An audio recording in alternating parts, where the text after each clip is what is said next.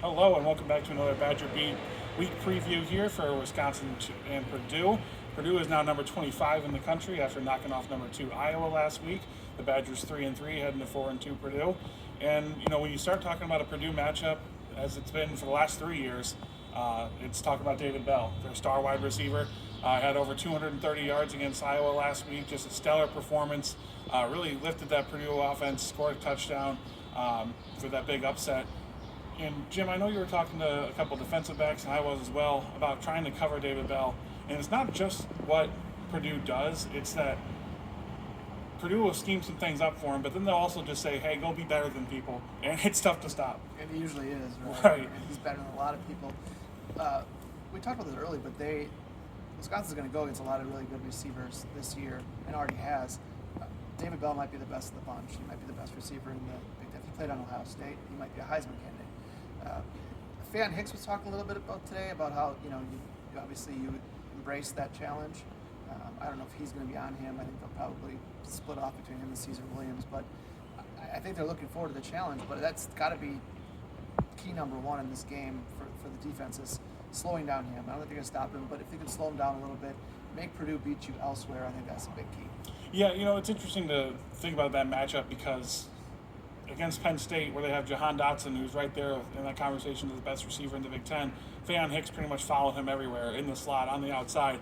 And it worked to a point. Jahan Dotson got behind everybody for a big touchdown, had a couple other important catches. So I do wonder if they're going to mix it up more or try to blend some zone with some man on one side. Like, there's things that Jim Leonard's going to have to do because I don't think going into another game saying, hey, corners, you're on an island, we'll figure out up front, is going to work just because of how good David Bell is and how effective this Purdue passing offense has been all year. And then when you look at the other side, George Karlaftis, the defensive end for Purdue, really a game wrecker and just controlled the line against Iowa, who has a couple of good offensive linemen, especially on the edge. To me, this week comes down to, for Wisconsin, can you get Logan Bruss back healthy and start him at right tackle? Because the offensive line hasn't been great, especially early in games with the pass rush or in pass protection. It's gotten better as games have gone on. But if you fall behind in this game, especially on the road at Purdue, a tough place to play, usually because it's kind of a sleepy atmosphere, This week it's going to be jacked up. I know ticket sales are already, I think, sold out as of last week. And now they've got this big upset against Iowa. It's going to be a tough environment, and you can't fall behind. Right. I mean, it's crazy that Purdue has two of the best players in the Big Ten. And nationally, I think both those guys are potential first-round picks. And that says a lot. We've talked about it. That's really the thing that Wisconsin's missing to some degree is really high-end talent. They've got a lot of good players, not great players. Purdue has two really great players, and stopping Karlaftis is going to be a huge part of this game. I'm skeptical that without Logan Bruss they'll be able to do it.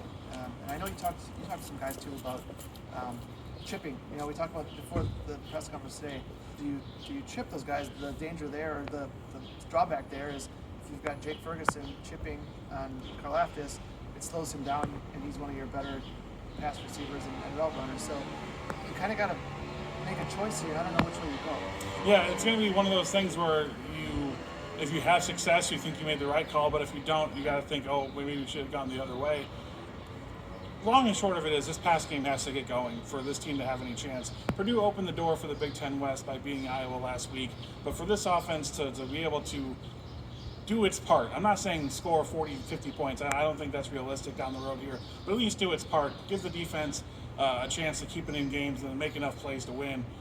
The passing game has to get going. And Danny Davis, the senior receiver, talked about wanting to make more plays and trusting that they're going to be able to get it done. We just have to start seeing it kind of translate to Saturdays on the field because right now what the offense is doing, I don't think it's going to be enough down the road. But they finally found a formula, and I think that's important where you trust Braylon Allen to get you those 4 or 5 yards on some carries, Jez Maluzzi as well, and then you can work the play-action passing game off of it.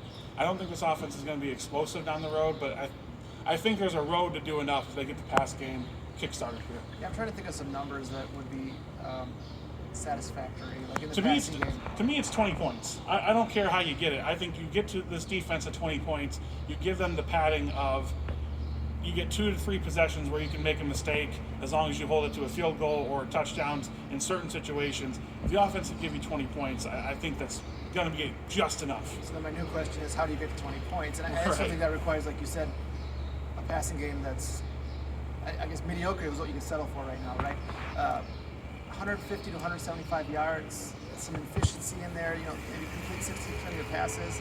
No turnovers. No turnovers is the Yeah. big one. I was just going to get to that. That's the huge one. You cannot keep turning the ball over.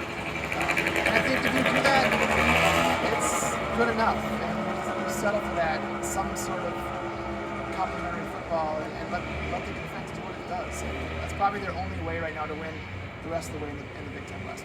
For sure. So make sure you're on madison.com checking out all of our Badger coverage. Basketball's getting underway here. There was red-white scrimmage over the weekend. You can check that story out at madison.com. And then hockey's getting underway too. So make sure you're signed up there, $1 for 6 months. And we'll be back on Saturday previewing the game.